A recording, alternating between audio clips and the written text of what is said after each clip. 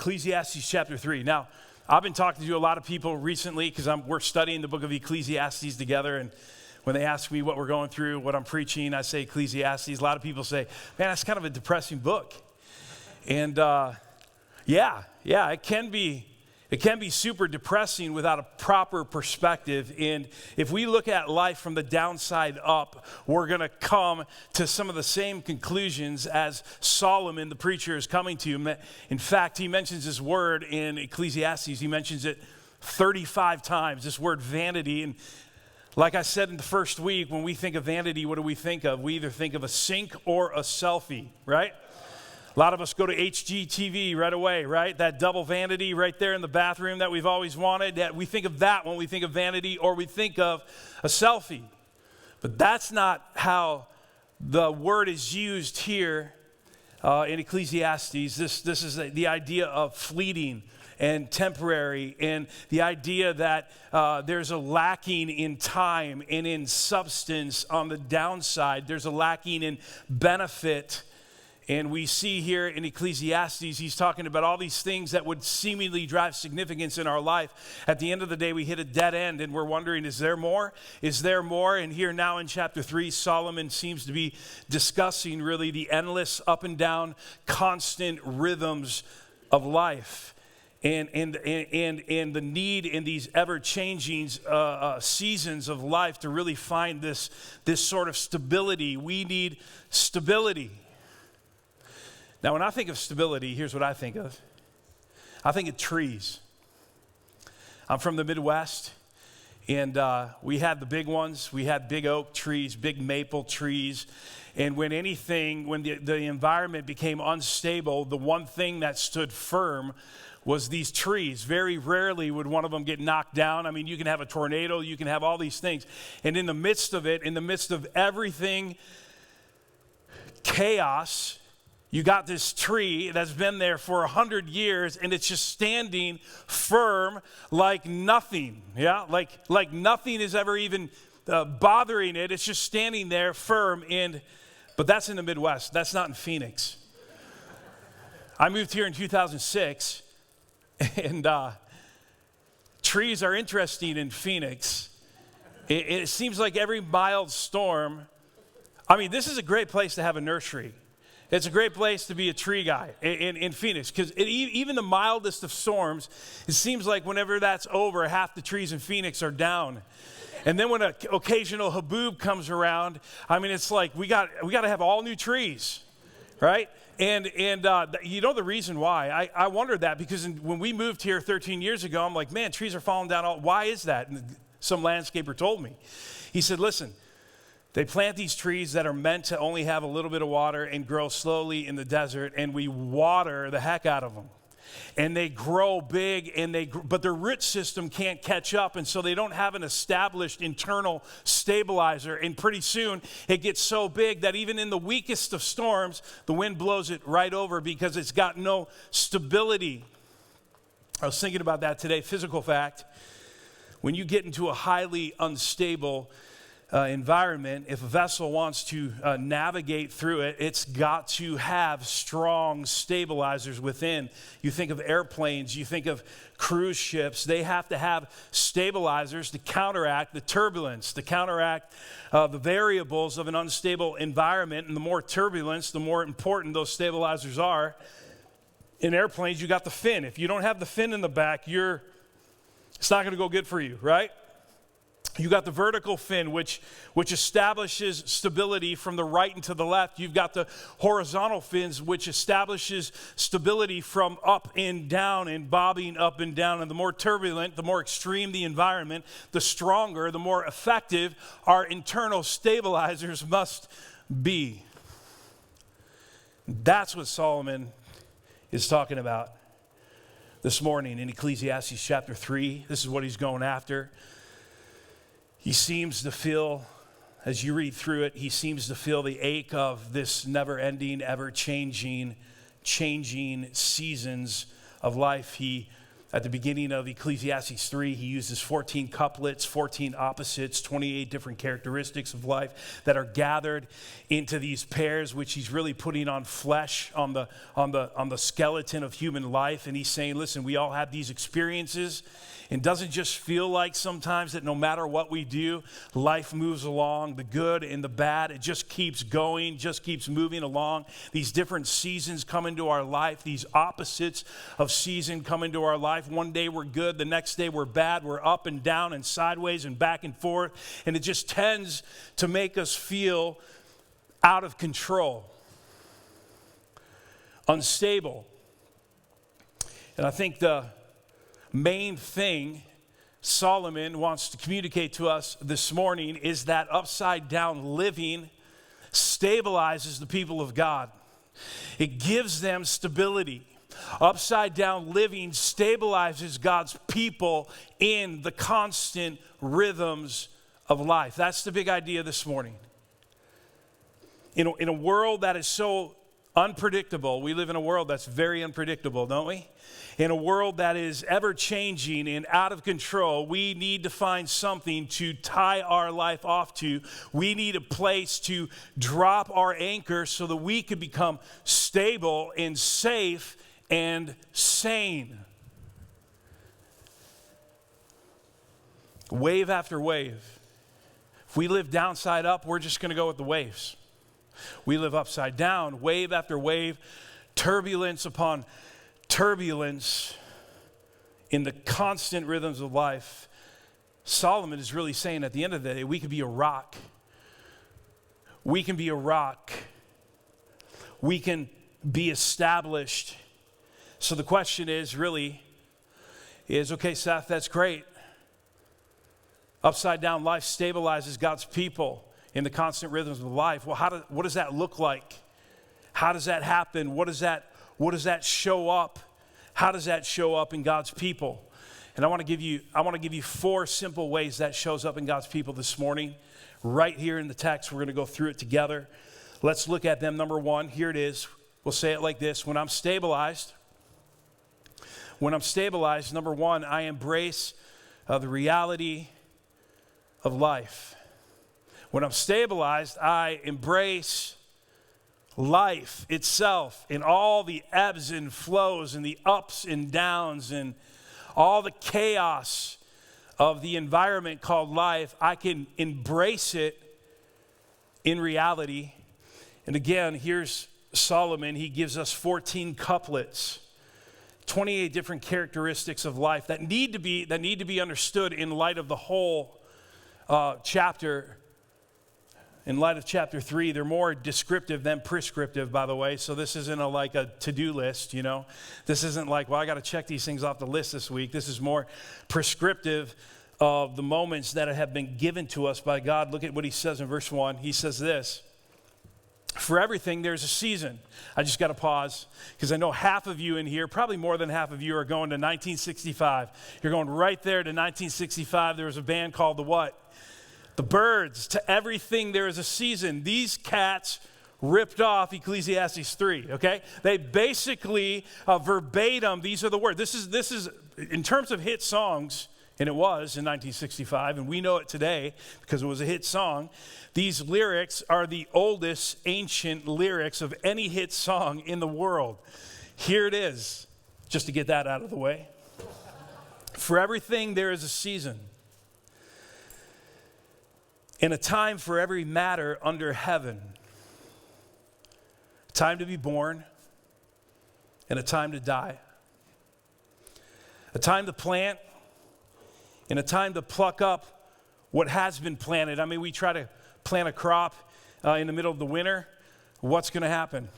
It's not going to grow. So if you get this out of sync, you're in trouble. Half the problem in life is that we're constantly trying to run this schedule ourselves. But guess what? God has already planned the schedule.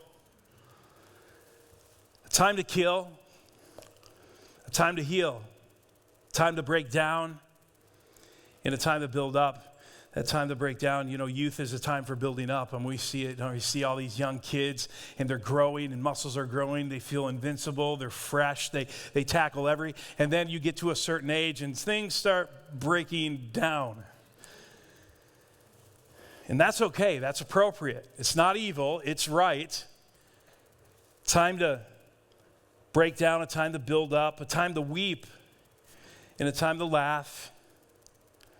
Time to mourn, a time to dance, a time to cast away stones, a time to gather stones together. The idea there is agriculture rather. This is clearing stones out of a field. Once in a while in ancient days when they wanted to get their enemy back, they would put the stones back into the field. Time to cast away stones. Time to gather stones. Time to embrace. And a time to refrain from embracing. Now, I'm not sure if that's a hug or a hug with a wink, wink. Not sure what that is, but either way, it's a time of embracing. Time to seek, a time to lose, a time to keep, a time to cast away, a time to tear, and a time to sow, a time to keep silent, and a time to speak, a time to love, and a time to hate, a time for war and a time for peace. Now we can get into that, and we're not going to this morning. There's a lot of interesting things that we can unpack this morning, but I want to give you the main thing Solomon is thinking, and it's this. Solomon is feeling the ache of the never-ending, ever-changing seasons of life.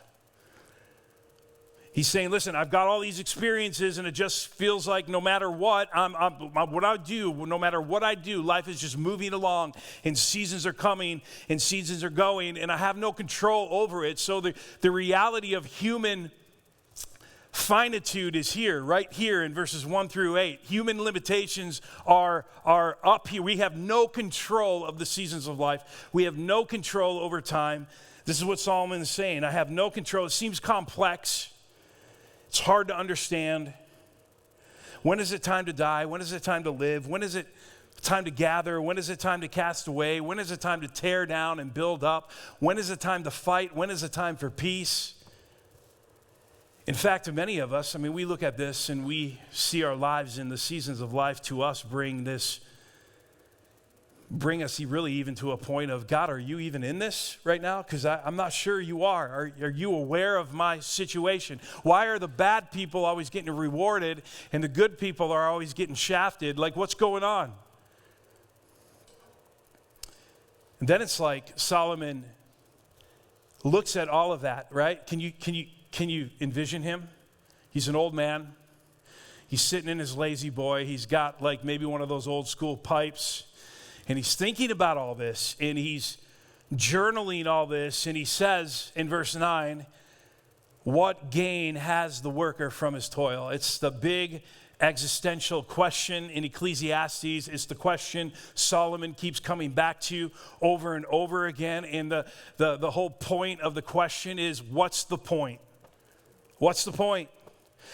Verse 10, I have seen the business that God has given to the children of man to be busy with. It seems like almost like he's playing off of the words on chapter 1, verse 13, where he says it's unhappy business that God has given. Like, this is out of my control. What do I do with this? What's the use? When I look at the ebb and the flow and the up and the down and the back and the forth, he's saying, listen, what's the point?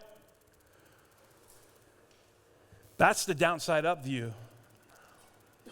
But this passage teaches us more than that. These out of control, overly complex, very concerning seasons of life that we all share, that we all have, that we're all trying to make sense of, can leave us disappointed if we don't have a paradigm shift.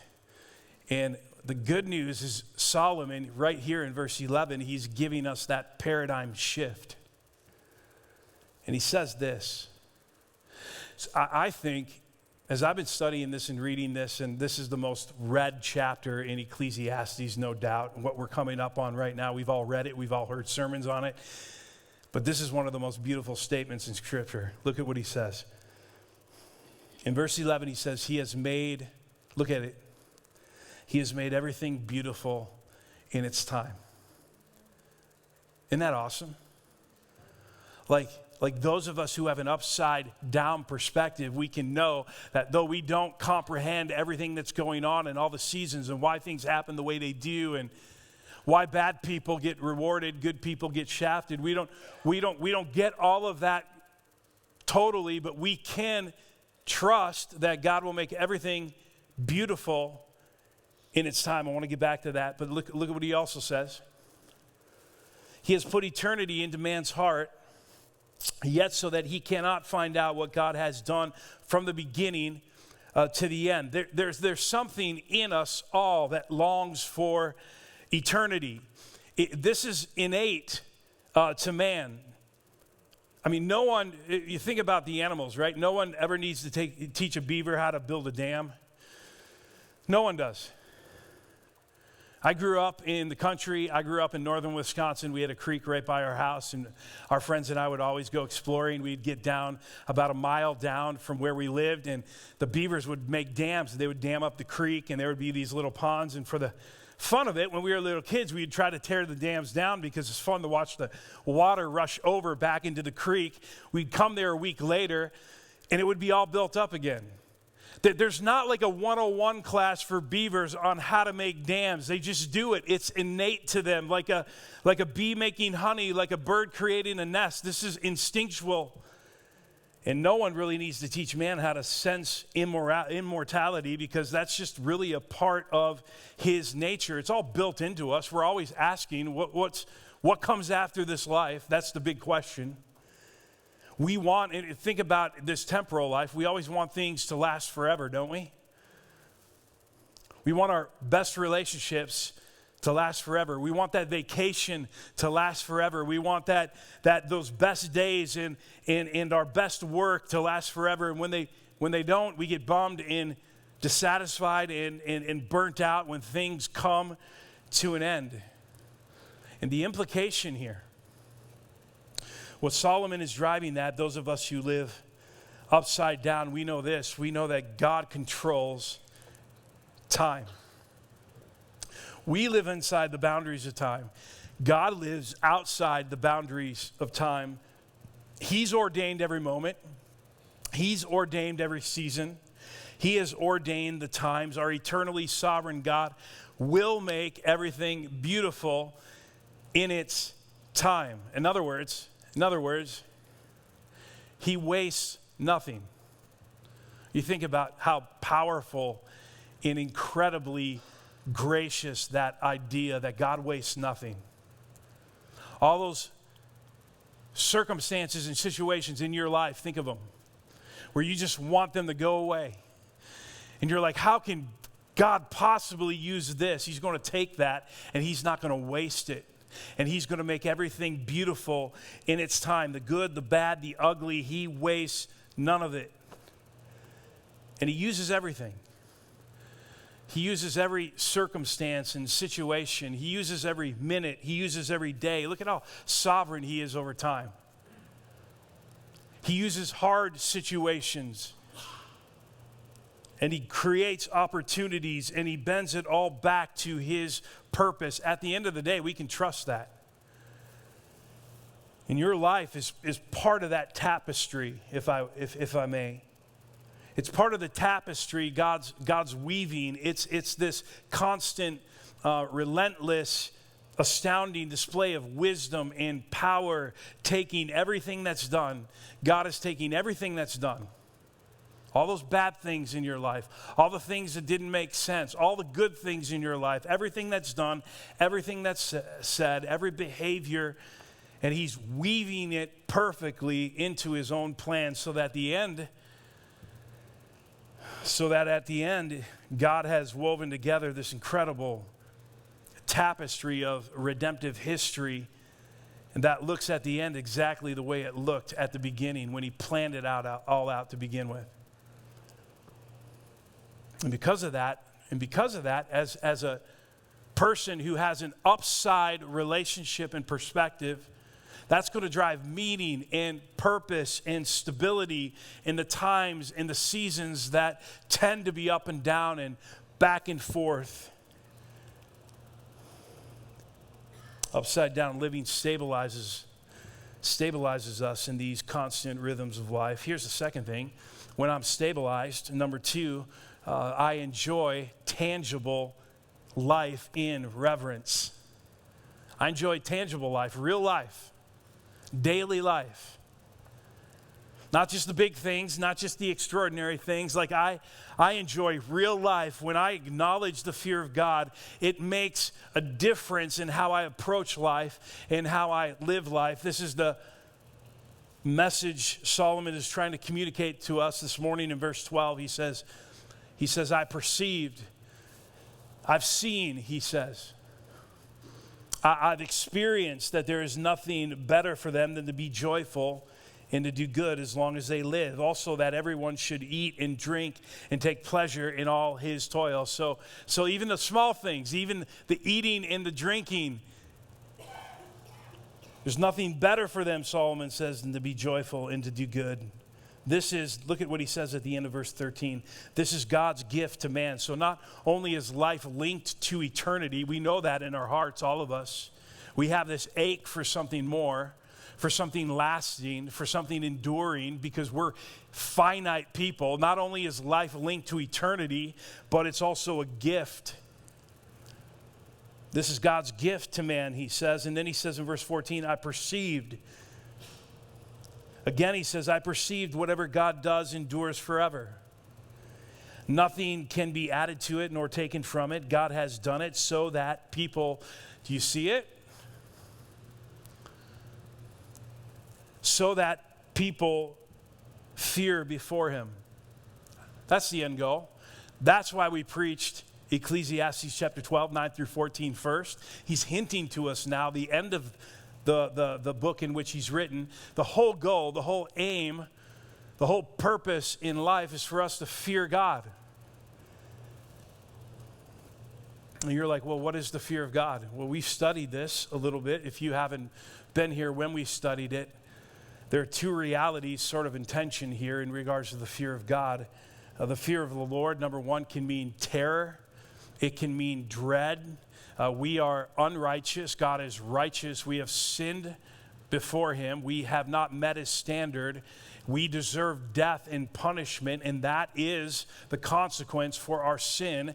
And of course, if we don't receive Jesus Christ, we should fear and we should dread in terror. We tend to minimize that a lot because we don't feel like people want to hear that. You know, we don't want to show you that side of God, but God is certainly someone to be feared in that regard. It's hard for us. We minimize the fact that God is holy. He's righteous. He's set apart.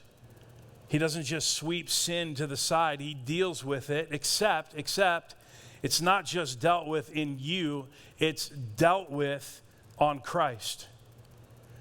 And so the fear of the Lord is one, yes, terror and dread, but the other side of it, this tension, is the reality that the reason why you and I don't fear and dread in terror is because of what God has done for us in Jesus Christ. And because if we embrace what he has done for us through Jesus Christ, Jesus came and lived the life we should have lived. He obeyed every standard of God. He lived that perfect life, and he took the weight of our punishment. He absorbed God's righteous judgment and wrath. The Bible says if we cling to him for forgiveness, we don't have to fear God in dread. Our fear turns into this affectionate reverence, this holy respect. That's what he's talking about here. The fear of the Lord. When people fear him, they have a holy respect and they have a glowing love. And when I get that, I begin to see life as a gift. When I see the person of God in the work of Jesus Christ, I begin to say, man, I didn't deserve that. And everything I get in life becomes a gift. Now, I'm a gift guy. Are you a gift person? You guys like gifts? I love gifts. I love giving gifts. I love receiving gifts. We took some inventory, what kind of person are you? That 5 love languages test, that book, that test we took. when we were younger in our marriage, and I think gift giving or getting gifts was one of the top of my list. I grew up loving to receive gifts. And just as much, I grew up loving to give gifts. I remember when I was a kid, we would set up for Christmas and put all the decorations up, and there the tree would be. And I remember sleeping nights underneath the tree with my sleeping bag right beside the gifts that I would open just in a few days. But gifts are to be enjoyed, amen? We don't just sort of open up the gift and sort of like, hey, yeah, that was great, and then throw it to the side. We usually, we enjoy our gifts. And the only gift that could have saved us, the greatest gift of all, was not a toy or a tool or a service or a voucher. It had to be God himself. And when I get that, I start to enjoy the tangible. Even the little things began to pop in my life, and I began to see life in the lens of God's grace.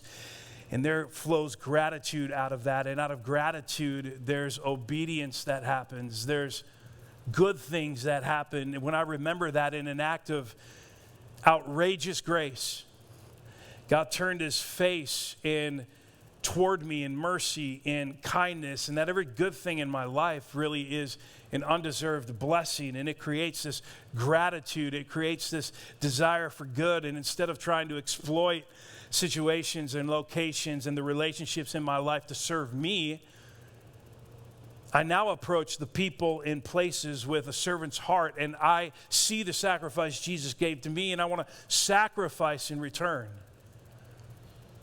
That fear of God, that affectionate desire to revere him produces this life of gratitude that enjoys everything that's given to him, and including the discipline of the Lord. Look at verse 15. That which already has been, that which is to be already has been. God seeks what has been driven away. What does that mean? Simply, God brings back what's already passed away. I was reading William Barrick, his commentary on this verse, and he said some great stuff. Basically, what he's saying, listen, what this means here is that the lessons that we don't get, God repeats them until we do get them. And that's the grace of God. Have you experienced that in your life? The lessons that we don't get, God is patient enough to repeat those lessons. Often it's called discipline, to repeat those lessons until we do get them.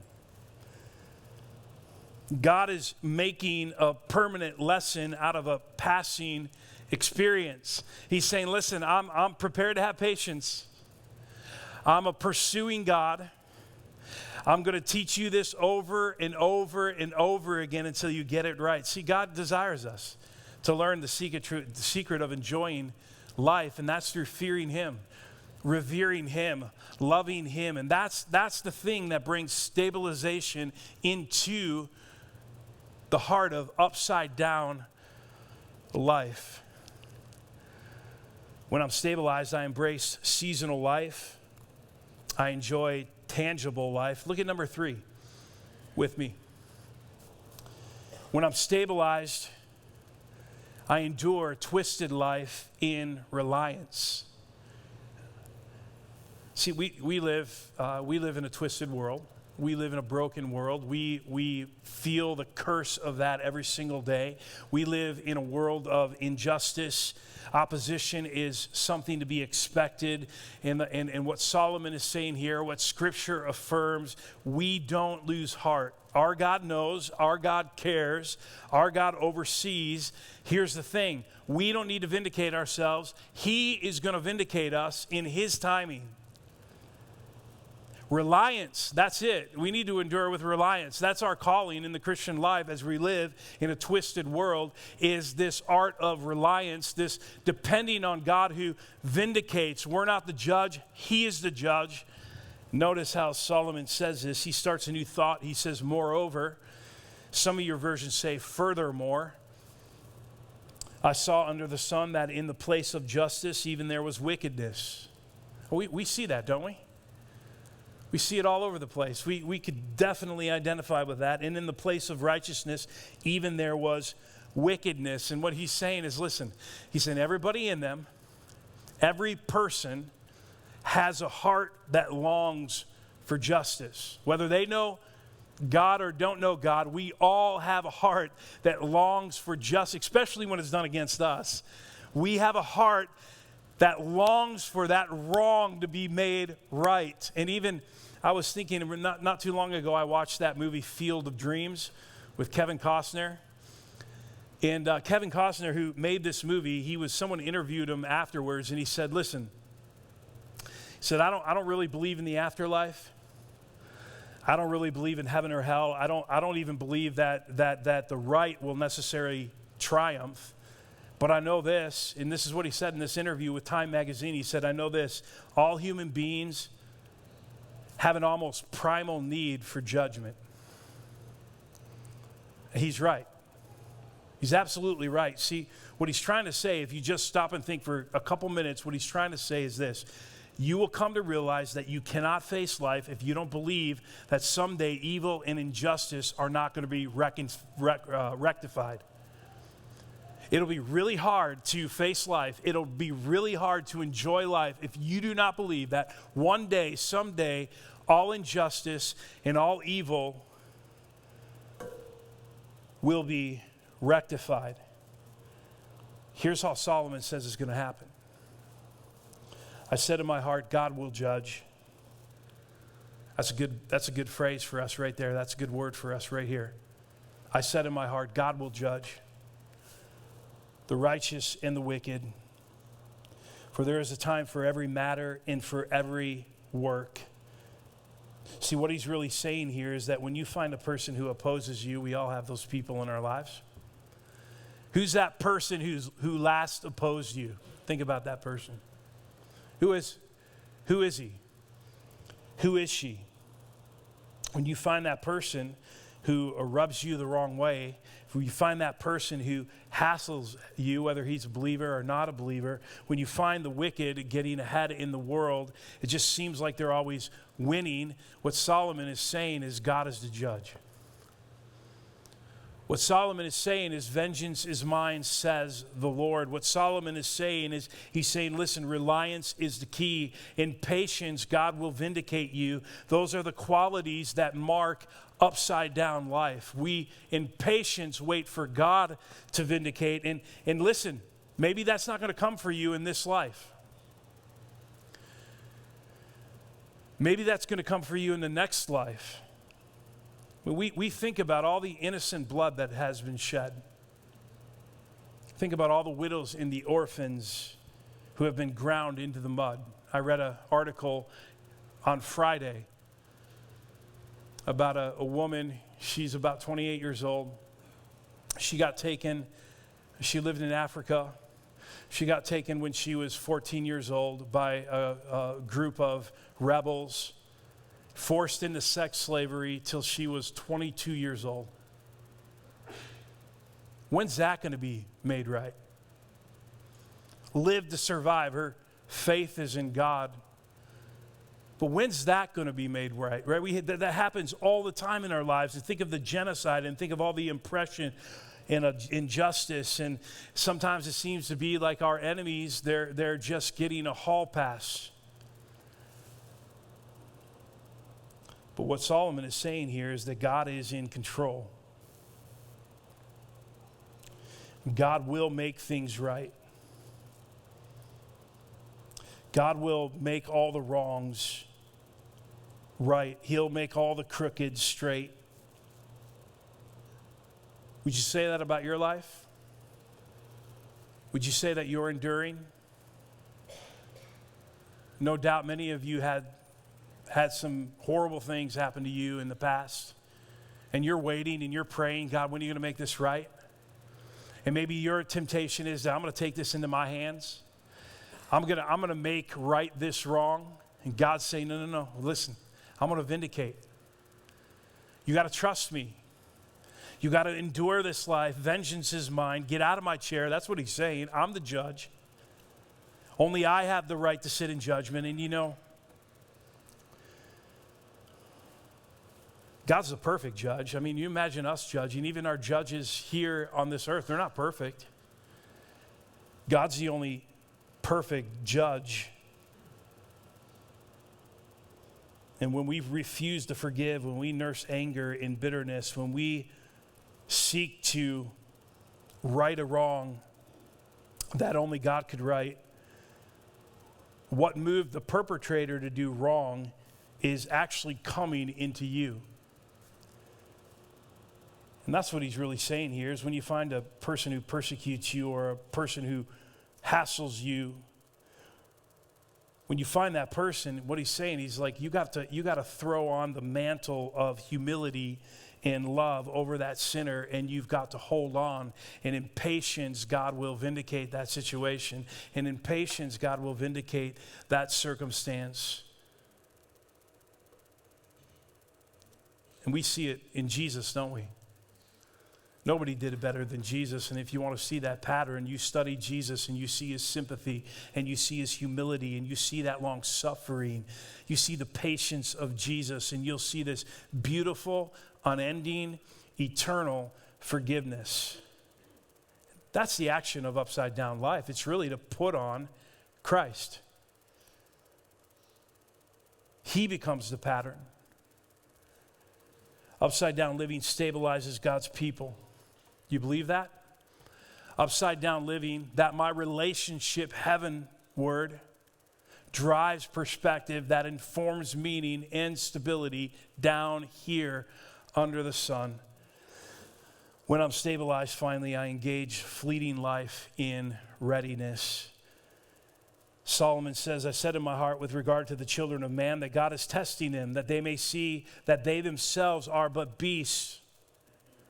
For what happens to the children of man and what happens to the beast is the same. As one dies, so another.